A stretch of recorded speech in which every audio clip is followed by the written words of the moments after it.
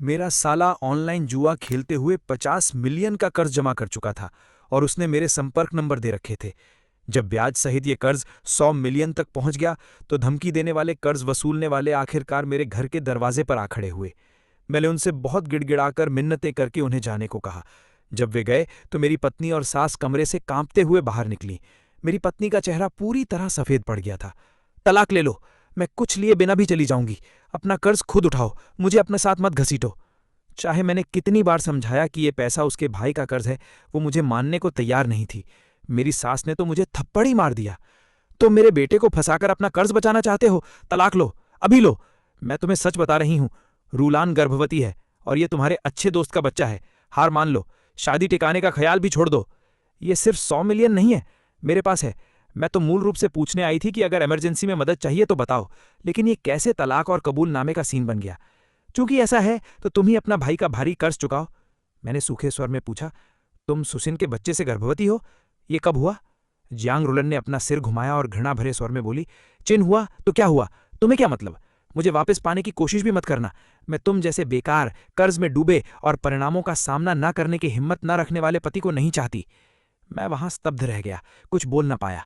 Jiang फोंगवान ने देखा कि मैं जड़ हो गया हूं तो सीधे मुझे लात मार दी। सुन लिया ना, कल सिविल अफेयर्स ब्यूरो में तलाक के लिए आना। इतना कहकर उसने जियांग रुलन की तरफ मुड़कर हल्के से मुस्कुराते हुए कहा, भाग्यशाली हो कि तुमने इस लूजर के साथ हर बार अंतरिमता से पहले गर्भ निरोधक गोली खा ली थी, वरना ये लूजर बच्चे का बहाना बनाकर तुम्हें कर्ज चुकाने के लिए मजबूर कर देता। हम तो चाहते थे कि तुम बच्चे को पालो, लेकिन अब लगता है जरूरत ही नहीं। मेरे कान पर विश्वास ही नहीं हो रहा था। तो वो हर बार पहले से गोली खा लेती थी। हमारी शादी को 3 साल हो गए थे, जियांग रुलन के पेट में कभी हलचल तक नहीं हुई। जियांग फोंगवान ने रिश्तेदारों और दोस्तों के सामने बार बार कहा था कि मैं बेकार और नपुंसक हूं, बच्चा पैदा नहीं कर सकता। उसने मुझे अस्पताल जाकर चेकअप करवाने के लिए भी मजबूर किया था, लेकिन रिपोर्ट सब नॉर्मल थी। आखिरकार मामला शांत हो गया। अब पता चला कि वो हर बार पहले से गोली खा लेती थी। वो मुझे किसी और का बेटा पालने वाला मूर्ख बनाना चाहती थी। जियांग रुलन ने ठंडे स्वर में कहा, तुम्हारे परिवार ने मेरे साथ कैसा व्यवहार किया था सोचा है? मुझे तो शुरू से ही वो मंगनी का उपहार पसंद नहीं था। जियांग फोंगवान थूकते हुए बोली, उस मंगनी के उपहार को तो बहुत देर तक निकालने में लगी। बस वो छोटी मोटी रकम। मैं अपनी बेटी को तुमसे ब्याहना ही नहीं चाहती थी। 3 साल पहले की शादी की याद मेरे दिमाग में घूम गई। शुरू में तय हुआ था कि मंगनी का उपहार 9,99,000 होगा, शुभकामना के लिए। लेकिन शादी के दिन जियांग फोंगवान ने कार से उतरने नहीं दिया और 1 मिलियन अतिरिक्त कार से उतरने का शुल्क मांग लिया। मुझे उस समय बहुत ज्यादा लगा, लेकिन जियांग रुलन शादी वाली कार में रो रही थी कि उसकी मां की सिर्फ एक बेटी है और उसका पालन पोषण आसान नहीं रहा। मैंने दांत पीसकर वो पैसा दे दिया। फिर घर पहुंचने पर जियांग फोंगवान ने फिर कहा, स्वागत का पैसा कम नहीं होना चाहिए, 1 मिलियन और चाहिए। मुझे तब भी नहीं देना था, ये साफ साफ जबरदस्ती थी। लेकिन आखिरकार मेरे पिता ने फैसला किया कि शादी खुशी का मौका है। इन सौभाग्य से मेरे पिता ने उनकी सच्ची नीयत को पहले ही भांप लिया था और अपनी 10 अरब की संपत्ति को छिपाकर रखा था। उन्होंने शादी पुराने घर में ही आयोजित की थी, जब हम अभी अमीर नहीं हुए थे। आखिरकार जब उन्हें 30 लाख मिल गए, तब जाकर वे रुकीं। जियांग फोंगवान ने जांग रुलान को एक भी पैसा दहेज में नहीं दिया। बोली कि हमारा परिवार उनका मुकाबला नहीं कर सकता। बाद में पता चला कि वो 30 लाख जियांग फोंगवान ने अपने छोटे भाई जांग हाइंग को दे दिया था, जिसने सारा पैसा उड़ाकर खत्म कर दिया। मेरे पिता ने मुझे खास तौर पर चेतावनी दी थी कि अपनी संपत्ति छिपाकर रखो, समय सबकी असली सूरत दिखा देगा। आज लग रहा था कि पिता बिल्कुल सही थे। मैंने गहरी सांस ली और फोन निकालकर जांग हाइंग को कॉल किया। तलाक तो मैं तैयार हूं, लेकिन जांग हाइंग का कर्ज मैं नहीं चुकाऊंगा। अभी मैं उसे फोन करके साफ साफ बता देता हूं। मैंने कई बार कॉल किया, लेकिन जांग हाइंग ने फोन नहीं उठाया। जांग रोलान ने झपटकर मेरा फोन छीन लिया और चीख कर बोली, तुम जानते हो कि मेरा भाई विदेश घूमने गया है, इसलिए फोन नहीं उठा रहा। इसी वजह से तुम उसे फंसाने की हिम्मत कर रहे हो। जियांग फोंगवान ने मेरा फोन दूर लात मारकर फेंक दिया। अपना कर्ज खुद चुकाओ, हमसे उम्मीद मत रखो। अगर तुम नहीं भरोगे तो कौन भरेगा? इतने में दरवाजा जोर से लात मारकर खुल गया। सुसिनियन गुस्से में अंदर घुसा। चिन हुआ, तुम बिल्कुल जानवर हो। तुम्हारे सिर पर 100 मिलियन का कर्ज है। जांग रुलान तुरंत उसके गले लग गई। सुसिनियन ने उसके सिर पर किस किया और बोला, अब तुम मेरे घर आकर रहो, वरना कर्ज वसूलने वाले फिर आए तो तुम्हें और मेरे बच्चे को डरा देंगे। मैं हैरान रह गया। सुसिनियन ने ठंडे स्वर में कहा, क्या बड़ी बात है? जब तुम बिजनेस टूर पर जाते हो तब रूलान कहाँ जाती है? मेरे घर आती है। उसने मेरे बिस्तर पर तुम्हारे बिस्तर से ज्यादा रातें बिताई हैं। मुझे जानवर कहकर उसने रूलान का हाथ पकड़ा और तीनों बिना पीछे मुड़े मेरे घर से चले गए। मुझे जांग रुलान से ज्यादा सदमा सुसीनियन से लगा। कॉलेज के समय हम दोनों सच्चे दोस्त थे। कुछ साल पहले जब उसकी नौकरी चली गई थी तो उसने मुझसे पैसे मांगे। मैंने बिना सोचे 1 लाख दे दिए। बाद में जब नौकरी नहीं मिली तो मैंने उसे अपने पिता की कंपनी में सिफारिश कर दी। धीरे धीरे वो सीनियर मैनेजमेंट तक पहुंच गया और सालाना 50 लाख सैलरी पाने लगा। लेकिन मैंने कभी उसे नहीं बताया कि वो कंपनी मेरे पिता की है। मैंने कभी सपने में भी नहीं सोचा कि ये कृतघ्न व्यक्ति मेरी पत्नी के साथ सोएगा। इसी सब याद करते हुए मेरे पास कंपनी से फोन आया। प्रेसिडेंट चिन, कृपया तुरंत कंपनी में आइए। मैं तुरंत कंपनी पहुंचा। वहां देखा कि जांग रोलान, सुसीनियन और जियांग फोंग वान कंपनी में हंगामा मचा रहे थे। जांग रोलान लीगल डिपार्टमेंट में शेयर ट्रांसफर की प्रक्रिया कर रही थी। आज से मैं इस बेकार कंपनी की शेयरधारक नहीं रही। मैं श्यान येन से अपना शेयर निकाल रही हूं। उसने स्टॉक विड्रॉल अग्रीमेंट पकड़ लिया और बोली, जल्दी शेयर निकाल दो, फिर तलाक हो जाएगा, फिर 100 मिलियन का कर्ज हमारे ऊपर नहीं आएगा। जियांग फोंगवान कंपनी के क्लाइंट्स के पास गई और चिल्लाने लगी, इस कंपनी का मालिक अनैतिक है, कोई भी इस कंपनी को मत चुनो, जल्दी निकलो निकलो। कंपनी के क्लाइंट एक एक करके उठे और चले गए। जियांग फोंगवान को अभी भी कम लगा। वो कर्मचारियों की डेस्क पर जाकर चीखी, सब लोग अपना सामान संभाल कर रखो, बॉस के सिर पर 100 मिलियन का कर्ज है, कभी भी तुम्हारा सामान लेकर भाग सकता है और सैलरी भी नहीं देगा। मुझे देखते ही सहकर्मी अपने अपने कीमती सामान छिपाने लगे। वे आपस में फुसफुसा रहे थे। पता चला बॉस पर 100 मिलियन का कर्ज है, अपनी बीवी की भी परवाह नहीं करता। सच में पैसा लेकर भाग जाएगा क्या? मैंने कभी नहीं सोचा था कि वो ऐसा कमीना निकलेगा। मैं तेजी से अंदर गया और बोला, तुम्हें अफवाहें फैलाने का क्या अधिकार है? कंपनी को नुकसान हुआ तो मैं तुम पर मुकदमा कर दूंगा। सुसीनियन ने रूलान को ढाल की तरह आगे करके कहा, तुम पर 100 मिलियन का कर्ज है, ये सच है। बाहर कर्मचारी और तेजी से अफवाहें फैलाने लगे। ठीक उसी समय मेरी मां अंदर आई और अविश्वास से बोली, ये कैसे हो सकता है? ह्यो, तुमने मुझे तो अभी हाल ही में नीलामी से ज्वेलरी दी थी ना? जांग रुलान हंसी, कौन सी नीलामी? तुम्हारे बेटे ने हाई इंटरेस्ट लोन लेकर वो ज्वेलरी खरीदी है। अभी एंजॉय कर लो, बाद में रोना पड़ेगा। अच्छा हुआ कि मेरे पेट का बच्चा तुम्हारे परिवार का नहीं है, वरना वो भी बदकिस्मत होता। मेरी मां सदमे में थी। उन्होंने रूलान का हाथ पकड़ लिया। रूलान ने झटक कर हाथ छुड़ा लिया और कहा, बहरी हो क्या? मैंने कहा कि पेट का बच्चा तुम्हारा नहीं है। मेरी मां को पहले से हाई ब्लड प्रेशर था। रूलान ने उन्हें धक्का दिया। मां पीछे हिचकोले खाती हुई गिर पड़ी और अपना दिल पकड़ लिया। मैं दौड़कर उनके पास गया। जांग रोलान बोली, बेकार की बूढ़ी, नाटक कर रही है पैसे ऐंठने के लिए। चलो, यहां बदकिस्मती है। वे तीनों चले गए। मेरी मां का चेहरा पीला पड़ गया था। वे धीरे धीरे बेहोश हो गईं। मैंने कुछ नहीं सोचा, मां को गोद में उठाया और अस्पताल की ओर भागा। इमरजेंसी रूम में डॉक्टर ने मां की जांच की। उन्होंने बताया कि मां को हाई ब्लड प्रेशर है। भावनात्मक उत्तेजना से ब्लड प्रेशर बहुत बढ़ गया था। उन्हें अस्पताल में ऑब्जर्वेशन में रखना होगा। मैं वार्ड से बाहर निकला और विदेश में बिजनेस ट्रिप पर गए पिता को फोन किया। हेलो ह्यू, पिता की आवाज आई। मैंने सारी बात बताई। फोन पर कुछ सेकंड खामोशी रही, फिर पिता बोले, मैं तुरंत फ्लाइट बुक करके वापस आ रहा हूं। मैं उन्हें सबक सिखाऊंगा। तुम मां का अच्छे से ख्याल रखो, बाकी सब मेरे ऊपर छोड़ दो। पिता ने रुककर कहा, सुसीनियन और जांग परिवार का मामला भी मैं संभाल लूंगा। फोन रखने के बाद मैं मां के बेड के पास बैठ गया। मैंने जांग रुलान के क्रेडिट कार्ड का ऑथराइजेशन कैंसिल कर दिया। वो कार्ड मैंने उसे किराने और घरेलू खर्च के लिए दिया था। मैंने उसे बताया था कि हर महीने 10,000 तक खर्च कर सकती है। उसे ये नहीं पता था कि कार्ड की असली लिमिट 100 मिलियन थी। अचानक मेरा फोन वाइब्रेट हुआ। सुसीनियन के कई वीचैट मैसेज आए थे। पहले उसकी और जांग रुलान की अंतरंग फोटोज थीं, फिर कुछ वॉइस मैसेज थे। भाई, मुझे सच में अफसोस है। तुम पर बहुत कर्ज है। मैं मदद नहीं कर सकता, लेकिन सुझाव है कि गागा करके कर्ज चुकाओ। इससे वो चीज़ भी ट्रेन हो जाएगी। रुलान कहती है कि तुम बिस्तर पर बिल्कुल फालतू हो, इसलिए वो मेरे पास आई है। गुस्सा आने के बजाय मेरे मुंह से हंसी निकल गई। मैंने रिप्लाई किया, मैं तुम्हारे साथ बुरा तो नहीं था ना, फिर भी तुमने मुझे इस तरह धोखा दिया। सुसीनियन हंसा, मैं पहले सोचता था कि तुम असली अमीर घर के हो, इसलिए तुम्हारा भाई बना। अगर पता होता कि तुम हाई इंटरेस्ट लोन लेकर अमीर बनने का नाटक करने वाला कुत्ता हो तो तुम्हारी तरफ देखता भी नहीं। मैंने उसका मैसेज पढ़ा और तुरंत उसे वीचैट पर ब्लॉक कर दिया। अगली सुबह मैं घर गया, कुछ कपड़े पैक करके अस्पताल मां के पास वापस जाने के लिए। दरवाज़ा खोलते ही देखा कि जांग रुलान, जियांग फोंगवान और सुसीनियन फिर से लिविंग रूम में खड़े थे। जांग रुलान आगे बढ़ी और मुझे जोरदार थप्पड़ मार दिया। तुम्हें घर आने की हिम्मत कैसे हुई? क्या हम आज सिविल अफेयर्स ब्यूरो नहीं जाने वाले थे? तुम्हारी हिम्मत कैसे हुई नहीं आने की? जियांग फोंगवान ने भी मुझे लात मारी। मुझे पता था ये हमें टालना चाहता है। हमने तलाक का फैसला कर लिया है, लेकिन ये 100 मिलियन हमसे चुकवाना चाहता है। मैंने दांत पीसकर उन्हें धक्का दिया। तुम लोगों की वजह से मेरी मां अस्पताल में भर्ती है और तुम अभी भी तलाक की फिक्र कर रहे हो। जांग रुलान ने व्यंग्य से कहा, तुम्हारी माँ मुसीबत में है, मेरी नहीं, मुझे क्या फर्क पड़ता है। सुसीनियन ने मेरे चेहरे पर तलाक का अग्रीमेंट फेंका। मैंने पहले ही अग्रीमेंट तैयार कर लिया है, बस अपना नाम साइन कर दो। जांग रुलान ने पेन फेंकते हुए कहा, मैं वकील से बात कर चुकी हूं। अगर मैं कुछ लिए बिना तलाक ले लूं और एक पैसा भी ना लूं तो तुम्हारा कर्ज मेरे ऊपर नहीं आएगा। अभी साइन करो। सीएन और मेरी शादी में देरी मत करो। मुझे हंसी आ गई। मैं आगे बढ़कर अग्रीमेंट पर साइन कर दिया। सुसीनियन बोला, वाकई कुछ नहीं लिए बिना जा रहा है तो ये मेरे परिवार की अरबों की संपत्ति पर हाथ नहीं डाल पाएगा। उसके बाद सुसीनियन मुझे सिविल अफेयर्स ब्यूरो ले जाने के लिए खींचने लगा। कुछ भी नहीं है इससे ज़्यादा ज़रूरी, ये बहुत अर्जेंट है। मैंने उसे झटक दिया।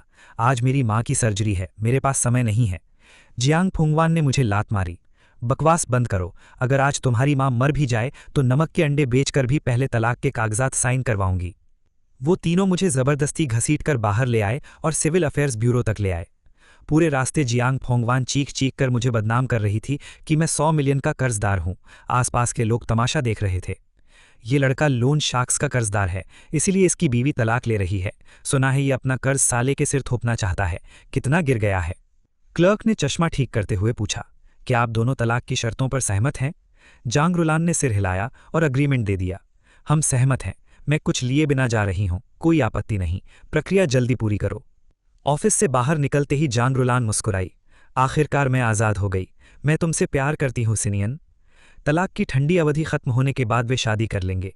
उसने सुसीनियन की गोद में छलांग लगाई और सार्वजनिक रूप से उसे किस किया। जियांग फोंगवान और भी ज्यादा बेहुदा हो गई। उसने मुझे धक्का दिया, भाग जा, मेरी बेटी अब सिंह के बच्चे से गर्भवती है। वो अब अमीरी की जिंदगी जिएगी और तुम जैसे कंगाल चेहरे को कभी नहीं देखेगी। सुसीनियन ने जांग रुलान की कमर पर हाथ रखा और फोन निकालकर कॉल किया। टॉन हाई ग्रांड होटल, आज शाम 7 बजे सेलिब्रेशन डिनर बुक कर दो। सबसे महंगा मेन्यू और 2 बोतल 82 लफाइट रिजर्व कर दो। वो जानबूझकर तेज आवाज में बोल रहा था ताकि मैं हर शब्द साफ सुन लूं। फोन रखकर उसने मुस्कुराते हुए कहा, चिन्हुआ, हम आज रात सेलिब्रेट करने जा रहे हैं, तुम भी आना चाहोगे? मैंने गहरी सांस ली, मुड़कर ठंडे स्वर में कहा, भाग जाओ। जान और उलान हंसते हुए बोली, सिन, इस इडियट को मत छेड़ो। अभी इसके सिर पर 100 मिलियन का कर्ज है। बाहर घूमने की हिम्मत भी नहीं है। कब कोई कर्ज वसूलने वाला आ जाए और सड़क पर मार डाले। जियांग फोंग वान थूकते हुए बोली, सही सजा है, यही कर्म है। इतने में हमारे पीछे अचानक लोगों का एक समूह आ धमका। लीडर एक गंजा तगड़ा आदमी था, उसके साथ 7-8 भारी टैटो वाले गुंडे थे। गंजे ने अपनी शर्ट उतारी और गरज कर बोला, कर्ज चुकाना ही पड़ता है। जांग रुलान और सुसीनियन अचानक इस धमाके से चौंक गए। जियांग फोंगवान ने देखा कि ये कर्ज वसूलने वाले हैं तो तुरंत तलाक का एग्रीमेंट निकालकर बोली, ये मेरी बेटी से पहले ही तलाक ले चुका है, इसे मारो या काटो तुम्हारी मर्जी, इससे हमें कोई लेना देना नहीं। गंजा आदमी हैरान रह गया। उसने इशारा किया तो उसके आदमियों ने एक व्यक्ति को घसीटकर आगे लाया। अपने परिवार को खुद पहचानो और बताओ ये कौन है। जांग हाओ चिंग को घसीटकर लाया गया। उसका चेहरा बुरी तरह पीटा हुआ था। वो सूअर की तरह चीख रहा था, माँ, बहन, बहनोई, मुझे बचा लो। मैंने इनसे 100 मिलियन उधार लिया है। अगर आज नहीं चुकाया तो ये मुझे ले जाएंगे। सब हैरान रह गए। जांग रुलान लहखड़ाते हुए बोली, पापा, आप क्या कह रहे हैं? चिन्हुआ पर कर्ज है, आप पर नहीं। जियांग फोंगवान आगे बढ़कर उसे खोलने लगी। जांग हाई चिंग ने मुझ पर उंगली उठाकर चिल्लाया, तुम लोग गलती कर रहे हो, इसे पकड़ो, यही कर्जदार है। उसने सुसीनियन का भी कॉलर पकड़ लिया और मेरा शर्ट भी खींचा। क्या तुम आदमी हो? अपने कर्ज को दूसरे पर थोप रहे हो, हाउचिंग पर इल्जाम लगा रहे हो। आसपास के लोग इशारा करने लगे, गलत आदमी को पकड़ लिया है, असली कर्जदार यही है, वरना तलाक क्यों हुआ? गंजे ने जांग हाओ चिंग को लात मारी। किसने मुझसे कर्ज लिया है? क्या तुम समझते हो मैं फर्क नहीं बता सकता? खुद बताओ। जांग हाउचिंग फिर सुअर की तरह रोने लगा। माँ, बहन, मैंने 100 मिलियन उधार लिया था। उन्होंने कहा था कि पैसा मिलते ही कोई परेशानी नहीं करेंगे। पहले मेरे बहनोई ने 30 लाख दहेज में दिए थे, वो अभी भी दे सकता है। वो छूटकर मेरे सामने घुटनों पर गिर पड़ा। बहनोई, मदद कर दो। मैंने अभी अभी साइन किया हुआ तलाक एग्रीमेंट निकाला और सिर हिलाकर कहा, तुम्हारी बहन और मैं अब तलाकशुदा हैं। मैं अब तुम्हारा बहनोई नहीं रहा। जांग हाओ चिंग स्तब्ध रह गया। उसने जांग रुलान की तरफ देखकर चिल्लाया, तुम लोग पागल हो गए हो? इतना अच्छा कैश काउ था, उसे तलाक दे दिया। जांग रुलान ने उसे उठाते हुए कहा, अरे बेवकूफ, इस कंगाल लूजर के सामने घुटने क्यों टेक रहे हो? इसकी माँ हॉस्पिटल में है, मेडिकल बिल भरने के पैसे भी नहीं है, ये कहाँ से 100 मिलियन लाएगा? जियांग फोंग वान ने फुसफुसाकर कहा, सुसीनियन से बात करो, वो अब कंपनी में सीनियर एग्जीक्यूटिव है, उसके पास 100 मिलियन जरूर होंगे। कहना कि बारात में 100 मिलियन चाहिए। सुसीनियन ने उनकी बात सुनी तो उसका चेहरा बदल गया। वो कुछ बोल नहीं पा रहा था। मुझे उसकी आदत अच्छी तरह पता थी। वो खर्चीला था। 100 मिलियन तो दूर 1 मिलियन भी दे पाना उसके लिए मुश्किल था। जियांग फोंगवान बेचैन हो गई। उसने आंखें फैलाकर सुसीनियन से पूछा, क्या तुम 100 मिलियन नहीं दे सकते? तुमने तो कहा था कि तुम अरबों के मालिक हो, अब मेरी बेटी को फंसाकर भाग रहे हो। मैंने ठंडे स्वर में हंसा। शायद वो अपनी कंपनी में एग्जीक्यूटिव की कुर्सी ज्यादा दिनों तक नहीं संभाल पाएगा। जांग रुलान गुस्से में बोली, तुम कौन होते हो? अपना मुंह मत खोलो। सुसीनियन ने बात बदलने के लिए मुझ पर हाथ उठाया। बकवास मत करो, मेरी पोजीशन बहुत मजबूत है, मुझे प्रमोशन भी मिलने वाला है। गंजे ने फिर जांग हाओ चिंग को लात मारी। मेरा समय बर्बाद मत करो, अगर पैसा नहीं है तो हम इसे ले जा रहे हैं। जांग हाई चिंग दर्द से चीखा, सुसीनियन, अगर तुम मेरी बहन से शादी करना चाहते हो तो पहले 100 मिलियन बारात में दो, वरना मैं इस शादी का सबसे पहले विरोध करता हूं। जियांग फोंगवान रोते हुए बोली, पैसा है, मेरे बेटे को मत मारो, रुलान जल्दी अपना पैसा निकालो। जांग रुलान ने तुरंत वो क्रेडिट कार्ड निकाला जो मैंने उसे दिया था और गंजे को थमा दिया। ये मेरा ग्रोसरी का कार्ड है, जितना निकल सके निकाल लो, अस्थायी तौर पर काम चलाओ, मेरे भाई को मत मारो। गंजे के एक आदमी ने कार्ड स्वाइप किया। मशीन 2 बार बीप हुई। बॉस, कार्ड में 100 मिलियन की लिमिट है लेकिन लॉक है। गंजे ने कार्ड वापस फेंक दिया। हमें बेवकूफ समझा है क्या? जियांग फोंगवान हैरान थी। उसने जांग रुलान को पकड़कर पूछा, 100 मिलियन? ये कार्ड कहाँ से आया? जांग रुलान स्तब्ध खड़ी थी। उसकी आंखें मेरी तरफ थीं। हाओचिंग ने मुझे ये कार्ड दिया था। हर महीने सिर्फ 10,000 की लिमिट नहीं थी क्या? इसमें इतना पैसा कैसे? जांग रुलान मेरी तरफ हैरानी से देख रही थी। उसकी आंखों में जटिल भाव थे। तुम्हारे पास इतना पैसा कहाँ से आ गया? जांग फोंगवान तेजी से सू सिनियान के पास गई और उसे पकड़ लिया। ये तुम्हारा अच्छा भाई था ना? शायद तुम्हारा पैसा चुराया होगा। तुम पहले हकलाते क्यों रहे थे? तुम उसे बचा रहे थे ना? अब हमें वो पैसा वापस दिलवाओ। आसपास खड़े लोग भी सहमत होने लगे। हाँ, यही बात है, पुलिस को बुलाओ और इसे गिरफ्तार करो। सू सिनियान ने लालच भरी नजरों से क्रेडिट कार्ड को देखा, फिर मुझे घूरा। जियान फोंगवान मुझ पर टूट पड़ी।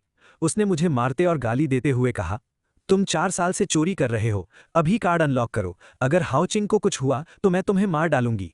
मैंने उसे धक्का देकर दूर किया। ये मेरे परिवार का पैसा है, तुमसे कोई मतलब नहीं। गंजा मस्कुलर आदमी आखिरकार अपना धैर्य खो बैठा। उसने जांग हाओचिंग के सिर पर घूंसा मार दिया। इतनी देर तक बकवास करने के बाद भी तुम्हारे पास पैसा नहीं है? जांग हाओचिंग के माथे पर फौरन उभार आ गया। वो दर्द से चीखा, मेरी माँ के पास एक अपार्टमेंट है, वो अभी के लिए काफी होगा। जियांग फोंगवान सदमे में चीखी, क्या बकवास कर रहा है? वो तो मेरा रिटायरमेंट घर है। गंजे ने मेरी तरफ देखा और मुस्कुराते हुए कहा, मिस्टर चिन, अब आप तलाकशुदा हैं, आप जा सकते हैं। उसने जियांग रांगवान, जांग रुलान और सू सिनियान और बाकी सबकी तरफ इशारा किया। माँ, बहन और बॉयफ्रेंड यहीं रहेंगे।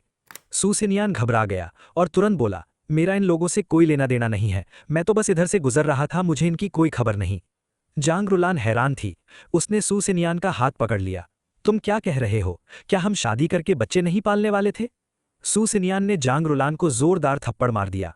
तुम्हारा बाप इतना कर्जदार है, फिर भी तुम मुझसे शादी करना चाहती हो, मुझे फंसाना चाहती हो? जियांग फोंगवान सू सिनियान से भिड़ गई। कुत्ते के बच्चे, तुमने मेरी बेटी को फंसाया और अब भाग रहे हो? मेरी बेटी पर हाथ उठाने की हिम्मत? साफ था कि जियांग फोंगवान सू सिनियान का मुकाबला नहीं कर सकती थी। कुछ ही देर में वो चीखने लगी। जैसे ही मैं जाने लगा, जांग रुलान अचानक मेरे सामने घुटनों के बल बैठ गई। हाइशू, मैं तुमसे विनती करती हूँ, कृपया मेरे भाई को बचा लो। मुझे पता है तुम्हारे पास जरूर कोई रास्ता होगा। वो जोर जोर से रो रही थी। मैं जानती हूं मैं गलत थी, सच में बहुत गलत थी। अभी 30 दिन नहीं हुए हैं। तलाक की कूलिंग ऑफ पीरियड चल रही है। मैं तलाक वापस ले सकती हूं। मैंने भावहीन चेहरे से उसे देखा। मैडम, आपने शादी के दौरान मुझसे धोखा किया। चाहे आप तलाक वापस लेना चाहें, मैं भी मुकदमा करके तलाक ले सकता हूं। इतने में सड़क से लग्जरी गाड़ियों की आवाज आई। एक काफिला आया। सभी ब्लैक मेबैक गाड़ियां थीं जिनके नंबर प्लेट सीरियल में थे। काफिला रुका। 12 बॉडीगार्ड ब्लैक सूट में उतरे। उन्होंने 2 पंक्तियों में खड़े होकर एक साथ मुझे झुककर सलाम किया और गरज कर बोले, यंग मास्टर चिन, चेयरमैन आपको घर लेने आए हैं। आसपास के सभी लोग हैरान रह गए। अरे वाह, क्या शानदार एंट्री है। ये शान ग्रुप की गाड़ियां नहीं हैं? शान ग्रुप जिसकी मार्केट वैल्यू 10 अरब है। ये यंग मास्टर कौन है? क्या चिन हुआ? जियांग फोंगवान की आंखें फैल गईं। वो हकलाते हुए बोली, यंग मास्टर चिन, चेयरमैन? जांग रुलान घुटनों के बल बैठी हुई भी स्तब्ध थी। वो मेरी तरफ खाली नजरों से देख रही थी। तो तुम्हारे परिवार में इतनी ताकत है और तुम इतने दिनों तक हमारे साथ गरीब बनकर रह रहे थे। गाड़ी का पिछला दरवाजा खुला। मेरे पिता बाहर निकले। उन्होंने सादगी भरा लेकिन महंगा सूट पहना हुआ था। उनकी आंखें तेज थीं। पिता ने सू सिनियान की तरफ देखकर ठंडे स्वर में कहा, सू सिनियान, तुम्हें नौकरी से निकाल दिया गया है। फाइनेंस डिपार्टमेंट को तुम्हारे गबन की जानकारी मिल गई है। हम तुम पर तुरंत मुकदमा कर रहे हैं। सुसिनियान का चेहरा वफाक पड़ गया। उसने पहले मुझे देखा, फिर मेरे पिता को। प्रेसिडेंट चिन, आप उसके पिता हैं? पिता ने हाथ उठाया। 2 बॉडीगार्ड आगे बढ़े और सुसिनियान को पकड़ लिया। सुसिनियान छटपटाते हुए चिल्लाया, नहीं प्रेसिडेंट चिन, मैं गलत था। हाइशू, मेरे लिए एक अच्छा शब्द कह दो, हम भाई हैं ना? मैंने भावहीन चेहरे से देखा। पहले थे, अब नहीं है। पिता ने गंजे भारी भरकम आदमी की तरफ देखा और शांत स्वर में कहा, जांग हाओचिंग पर जो कर्ज है उसे जैसा चाहे वसूल करो, लेकिन ये सार्वजनिक जगह है, ज्यादा हंगामा मत मचाना। गंजे ने मुस्कुराते हुए जवाब दिया, प्रेसिडेंट चिन, फिक्र मत करिए, हम वैध कंपनी है, हमारे पास IOU है, कॉन्ट्रैक्ट है। पिता ने सिर हिलाया और मेरी तरफ मुड़े, तुम्हारी माँ की सर्जरी होने वाली है, चलो अस्पताल चलते हैं। पिता ने बॉडीगार्ड्स को इशारा किया। उन्होंने घुटनों के बल बैठी जांग रुलान को उठाया। जांग रुलान रोते हुए चिल्लाई, पति पति मेरी बात सुनो, सुसीनियन ने मुझे बहकाया था, मैं अब भी तुमसे प्यार करती हूं। मैं पिता के साथ चला गया। जांग रुलान पीछे पीछे दौड़ी। पति, मुझे और हाउचिंग को मत छोड़ो। जियांग फोंग वॉन भी दौड़कर आई। हाइशू, हम सब परिवार है ना, बात करके सुलझा सकते हैं। पहले कर्ज चुकाओ, हम तुमसे उधार लेंगे, बाद में जरूर लौटा देंगे। मैं रुक गया और पीछे मुड़कर देखा। मेरी आवाज बिल्कुल शांत थी। जांग रुलान, हमारा तलाक हो चुका है, तुम्हारे पेट का बच्चा भी मुझसे कोई संबंध नहीं रखता। ये कहकर मैं कार में बैठ गया। लग्जरी गाड़ियों का काफिला धीरे धीरे आगे बढ़ गया। कार की खिड़की से मैंने देखा कि जांग रुलान जमीन पर ढेर हो गई थी और जियांग फोंग वॉन अभी भी काफिले के पीछे भाग रही थी। पिता ने मुझे पानी की बोतल देते हुए कहा, चिंता मत करो, मैं इन्हें 10 गुना हिसाब चुकाऊंगा। मैंने पूछा, पिता आप क्या करने वाले हैं? पिता ने कहा, मेरे पास सुसीनियन के गबन के सबूत पहले से हैं, काफी बड़ी रकम है, वो कुछ साल जेल में जरूर रहेगा। जांग परिवार के खिलाफ भी मुकदमा चल रहा है, जो कुछ उन्होंने लिया है वो वापस दिलवाऊंगा। जांग हाइंग के कर्ज में भी मैं आग लगवाऊंगा। मैंने सिर हिलाया। हम अस्पताल पहुंचे। मां की सर्जरी हो चुकी थी। हमें देखकर वे मुस्कुराईं। पिता ने मां का हाथ थामा, तुम आराम करो, बाकी सब मेरे ऊपर छोड़ दो। उस रात मुझे जांग रुलान के 4-5 मैसेज आए, मैंने पढ़े। हनी, सुसीनियन ने मुझे बहकाया था, मेरे दिल में अब भी तुम ही हो, बस इस एक बार माफ कर दो। तुम भी तो गरीब बनकर रह रहे थे, इसमें तुम्हारी भी गलती है ना? अगर मुझे पता होता कि तुम्हारा परिवार इतना अमीर है तो मैं ऐसा कभी नहीं करती। मैं अभी बच्चे को गिरवा रही हूं और तुम्हारे साथ नई शुरुआत करना चाहती हूं, लेकिन मुझे 100 मिलियन युआन बारात में चाहिए। तुम्हारा परिवार तो दे सकता है ना? मेरे मैसेज का रिप्लाई क्यों नहीं कर रहे हो? बहुत ज्यादा मत उछलो, कब मैंने तुमसे भीख मांगी है? इन मैसेज को पढ़कर मुझे घिन आ गई। मैंने तुरंत उसका नंबर ब्लॉक कर दिया। 3 दिन बाद मां की हालत सुधर गई और उन्हें डिस्चार्ज कर दिया गया। मैं अस्पताल के नीचे गाड़ी पार्क करके उन्हें घर ले जाने गया। जैसे ही मैंने गाड़ी पार्क की, सुसीनियन अचानक एक तरफ से दौड़कर आया और मेरा कॉलर पकड़ लिया। उसकी दाढ़ी बढ़ी हुई थी, चेहरा थका और बेजान था। हाइशू, हम इतने सालों से भाई हैं, क्या इसे एक बार माफ नहीं कर सकते? बस एक बार मदद कर दो। मैंने त्योरियां चढ़ाई, दूर हटो। मैं अंधा था। सुसीनियन घुटनों के बल बैठ गया। मैं जानता हूं मैंने बहुत गलती की। अब तुम्हारे पिता ने मुझे नौकरी से निकाल दिया है और गबन का मुकदमा भी कर रहे हैं। मैं सच में पछताता हूं। अपने पिता से कह दो मुकदमा वापस ले लें, मुझे छोड़ दो। इस एक बार के बाद मैं जो कहोगे वो मान लूंगा। रास्ते के लोग रुक कर देखने लगे। ये शान ग्रुप का वो एग्जीक्यूटिव है ना जिसे गबन के लिए निकाला गया? कितना घिनौना है, अब भी घुटनों पर बैठकर भीख मांग रहा है। मैंने ठंडे स्वर में कहा, जब तुम जांग रुलान के साथ अफेयर कर रहे थे तब परिणामों के बारे में क्यों नहीं सोचा? ये सब तुम्हारे अपने किए की सजा है। सुसीनियन अचानक उत्तेजित हो गया। ये मेरी गलती नहीं थी। जांग रुलान ने मुझे बहकाया था। उसने कहा था कि तुम कुछ कर ही नहीं सकते, तुम उसे बिस्तर पर संतुष्ट नहीं कर सकते। उसने खुद मुझसे संपर्क किया था। मैं मुड़कर जाने लगा। उसने मेरा हाथ कसकर पकड़ लिया। नहीं, तुम ऐसा नहीं कर सकते। सुसिनियन रोने लगा। मेरी एक बूढ़ी माँ है, अगर मैं जेल चला गया तो उसकी देखभाल कौन करेगा? मेरी आवाज बर्फ की तरह ठंडी थी। मैं एक बार और कहता हूं, इसका मुझसे कोई लेना देना नहीं, हाथ छोड़ो। नहीं छोड़ूंगा। तभी पीछे से एक चीख सुनाई दी। सुसिनियन, तुम क्या कह रहे हो? जांग रुलान वहां आ पहुंची थी। वो ढीले कपड़े पहने हुए थी, चेहरा पीला पड़ गया था और पैर लड़खड़ा रहे थे। उसने तेजी से आकर सुसिनियन को जोरदार थप्पड़ मार दिया। तुमने ही मुझे पहले बहकाया था, तुमने ही मुझे पहले से गर्भ निरोधक गोली खाने को कहा था। अब मैंने बच्चा गिरवा दिया है और ह्यू के साथ नई शुरुआत करना चाहती हूं। अगर तुम न होते तो आज शांतियान ग्रुप की युवती मालकिन होती, 10 अरब की संपत्ति वाली। वो कमजोरी से अपना पेट पकड़कर बैठ गई। लग रहा था कि अभी अभी उसने अबॉर्शन करवाया था। मुझे घिन आ गई। मैं 2 कदम पीछे हट गया। हमारा रिश्ता खत्म हो चुका है। मैंने कभी तुम्हारे साथ नई शुरुआत करने की बात नहीं की। जांग रुलान ने सुसीनियन को फिर थप्पड़ मारा। सब तुम्हारी वजह से हुआ। तुम्हारे कारण मेरे और पति के बीच इतना बड़ा झगड़ा हो गया। सुसीनेन ने भी गुस्से में जांगरुलान को थप्पड़ मार दिया। वो मेरा बच्चा था, तुमने मेरे बच्चे को क्यों मारा? जांगरुलान पागलों की तरह उस पर टूट पड़ी और लगातार थप्पड़ मारने लगी। मुझसे शादी करनी है तो 100 मिलियन बारात में दो, अगर नहीं दे सकते तो मैं बच्चा गिरवा दूंगी। दोनों तुरंत लड़ने लगे। आसपास भीड़ जमा होने लगी। लोग तमाशा देख रहे थे। ये दोनों धोखेबाज कुत्ते आपस में लड़ रहे हैं, सब आकर देखो। अरे वाह, ये औरत भी कम नहीं है, दूसरी शादी के लिए 100 मिलियन मांग रही है। क्या इसके शरीर के अंग हीरे जड़ दिए हैं? सुसीनियन की आंखें लाल हो गई। उसने जांगरुलान का गला कसकर पकड़ लिया। मेरे ऊपर पहले से मुकदमे चल रहे हैं, 100 मिलियन कहां से लाऊं? मुझे ज्यादा मत उकसाओ, सब तुम्हारी वजह से हुआ। अगर उस रात तुमने वो स्टॉकिंग्स पहनकर मुझे लुभाया ना होता तो मैं गलती नहीं करता। जब स्थिति बिगड़ती जा रही थी, मैं कुछ कदम पीछे हटा और पुलिस को फोन करने लगा। जांगरुलान गला घुटने से सांस लेने के लिए छटपटा रही थी। तभी जियांग फोंगवान कहीं से ईंट लेकर आई और सुसीनियन के सिर पर जोर से मार दी। छोड़ दे उसे। क्या तू सार्वजनिक जगह पर किसी को मारना चाहता है? तू कुत्ते ने मुझे अच्छा दामाद गवाया और अब मेरी बेटी पर हाथ उठा रहा है। वो गाली देते हुए मारती रही। मेरी बेटी अभी तुमसे संबंध तोड़ रही है, वो हाइशू के पास वापस जा रही है। सबकी नजरें मेरी तरफ घूम गईं। मैं मुड़कर जाने लगा। तुम लोगों का मामला मुझसे कोई संबंध नहीं रखता। Excuse me. सुसीनियन ने मुझे पकड़ने की कोशिश की, लेकिन जांग फोंगवान ने उसे कसकर पकड़ रखा था। सुसीनियन ने उसे कई घूंसे मारे। जांगरुलान ने देखा कि उसकी मां मारी जा रही है तो उसने सुसीनियन की बांह पर जोर से काट लिया। सार्वजनिक जगह पर एक आदमी औरतों को मार रहा है, किसी ने पुलिस को फोन किया? तीनों आपस में उलझ गए। पूरा माहौल अराजक हो गया और भीड़ बढ़ती गई। किसी ने पुलिस को फोन कर दिया। मैंने देखा कि इस हंगामे में सुसीनियन ने जांगरुलान के पेट पर कई जोरदार घूंसे मारे। जांगरुलान चीखी और पेट पकड़कर जमीन पर गिर पड़ी। सुसीनियन की आंखें खून से लाल हो गई थी। वो पागल हो चुका था। उसने और कई भारी घूंसे मारे। जांगरुलान और जियांग फोंगवान चीखने लगी। जांगरुलान की स्कर्ट के नीचे से खून बहने लगा। खून की धार बढ़ती जा रही थी। भीड़ स्तब्ध थी। जल्दी एम्बुलेंस बुलाओ, खून बहुत बह रहा है, किसी की मौत हो गई। तभी अस्पताल से मेरे पिता बाहर निकले। यूं तुम ठीक हो ना? मैंने सिर हिलाया। मैं ठीक हूं। पिता ने राहत की सांस ली। तुम ठीक हो ये अच्छी बात है, बाकी किसी की परवाह नहीं। उन्होंने तुरंत बॉडीगार्ड्स को इशारा किया। उन्होंने सुसीनियन को पकड़ लिया। एम्बुलेंस तुरंत आ गई। पैरामेडिक्स ने जांगरुलान को स्ट्रेचर पर लिटाया, लेकिन वो सांस नहीं ले रही थी। उन्होंने कोशिश की लेकिन सिर हिला दिए।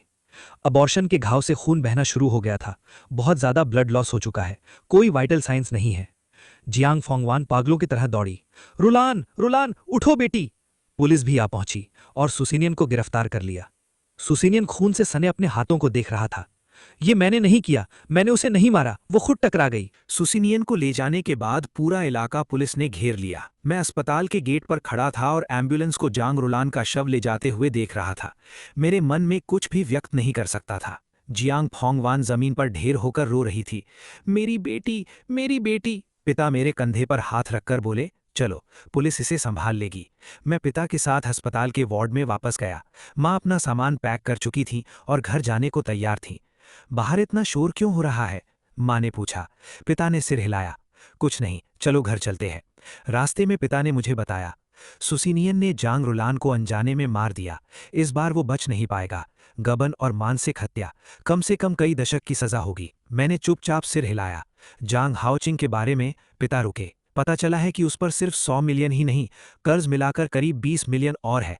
वो इस जिंदगी में कभी नहीं चुका पाएगा। घर पहुंचकर आखिरकार मुझे आराम मिला। पिछले कुछ दिनों में इतना कुछ हो गया था कि मैं पूरी तरह खोखला महसूस कर रहा था। रात में मैं बिस्तर पर लेटा तो फोन निकाला। जांगरुलान का वीचैट अभी भी मेरे कॉन्टैक्ट्स में था। हालांकि मैंने उसे ब्लॉक कर रखा था। मैंने उसकी मोमेंट्स खोली। उसकी आखिरी पोस्ट 3 दिन पहले की थी। नई शुरुआत, बेहतर भविष्य की उम्मीद। उसमें उसकी और सुसीनियन की मुस्कुराती हुई फोटो थी। मैंने फोन बंद किया और आंखें बंद कर लीं। अगली सुबह पुलिस अधिकारी का फोन आया। मुझे स्टेटमेंट देने के लिए बुलाया गया। पुलिस स्टेशन पहुंचकर मैंने सारी घटना विस्तार से बताई। अधिकारी ने कहा, सुसीनियन को क्रिमिनल कस्टडी में ले लिया गया है। कोर्ट में ट्रायल होगा। मौजूदा सबूतों के आधार पर मानसिक हत्या और गबन के आरोप में उसे कम से कम 30 साल की सजा हो सकती है। मैंने सिर हिलाया। पुलिस स्टेशन से निकलते ही एक अननोन नंबर से मैसेज आया। चिन्हुआ, ये जांग हाओचिंग बोल रहा हूँ। मुझे पता है मेरी बहन मर चुकी है। कृपया मदद कर दो। मैं पूरी तरह हार गया हूँ। मैंने ठंडे स्वर में हंसी निकाली। जब तुमने कर्ज में मेरे नंबर दिए थे तब क्या सोचा था कि ऐसा दिन आएगा। मैंने तुरंत उस नंबर को भी ब्लॉक कर दिया। अगले कुछ दिनों तक मैं घर पर माँ के साथ रहा। माँ अब काफ़ी बेहतर थीं। उनका स्वास्थ्य और मनोबल दोनों वापस लौट आए थे। पिता हर रोज़ डिनर पर घर आते और माँ से बातें करते। एक दिन डिनर के बाद पिता ने मुझे रोका। जांग हाइंग की खबर आई है। क्या हुआ? कर्ज वसूलने वालों ने उसे म्यांमार ले जाकर छोड़ दिया। उसके बाद उसका कोई अता पता नहीं। शायद उसका अंत अच्छा नहीं हुआ। मैं कुछ देर चुप रहा। और जियांग फोंगवान? पिता ने बताया, वो पागल हो गई है। बेटी मर गई, बेटा गायब। वो इस सदमे को सहन नहीं कर पाई। अब शहर के बाहर कूड़े के ढेर पर खाना ढूंढती फिरती है और दिन भर बड़बड़ाती रहती है। मैंने बिना किसी भाव के कहा। किसी ने सुना है कि वो बड़बड़ा रही थी कि मेरे पास बेटा और बेटी दोनों हैं और मैं बूढ़े होने पर आराम की जिंदगी जीने वाला हूं। पिता ने सिर हिलाया। ये सब कर्म का फल है। तभी प्रेसिडेंट चिन के असिस्टेंट ने दरवाजा खटखटाया। जांग हाइंग की पुष्टि हुई है। म्यांमार के एक कसीनो में उसकी लाश मिली है। मैं मुड़ा। कैसे मरा? बहुत कर्ज था, मार पीट कर मार दिया गया। लाश 2 दिन पहले मिली थी, पूरी तरह सड़ी हुई थी। मैंने सिर हिलाया। समझ गया। 1 महीने बाद सुसीनियन का केस कोर्ट में आया। मैं गवाह के रूप में कोर्ट में गया। कोर्ट में सुसीनियन पूरी तरह टूटा हुआ था। उसकी आंखें सूनी पड़ गई थीं। पहले वाला जोश बिल्कुल खत्म हो चुका था। जज ने फैसला सुनाया। मानसिक हत्या और गबन के कई आरोपों में कुल मिलाकर 30 साल की सजा। फैसला सुनते ही सुसीनियन आरोपी की कुर्सी पर ढेर हो गया। कोर्ट से बाहर निकलते समय धूप बहुत तेज थी। मैंने हाथ से आंखें ढक लीं। पिता मेरे पास आए। सब खत्म हो गया ना? हाँ पिता, खत्म हो गया। 3 महीने बाद मैंने आधिकारिक रूप से पिता की कंपनी की कमान संभाल ली। मैं मैनेजमेंट सीखने लगा। पिता ने कहा था कि अब वे बूढ़े हो चुके हैं, वक्त आ गया है कि मैं जिम्मेदारी उठाऊं। रात में मैं कंपनी की फ्लोर टू सीलिंग वाली खिड़कियों के सामने खड़ा था। हाथ में एक ग्लास रेड वाइन था। पूरी शहर की चमकती रोशनियां नीचे नजर आ रही थी। अगर वे लोग ये ना सोचते कि मैं 100 मिलियन का कर्जदार हूं और मुझे अंधेरे में रखते, तो शायद किस्मत ने मुझ पर क्रूर मजाक किया होता। लेकिन आखिरकार सब कुछ बाल बाल बच गया। मैंने मुस्कुराते हुए पूरे ग्लास की रेड वाइन एक घूंट में खत्म कर दी।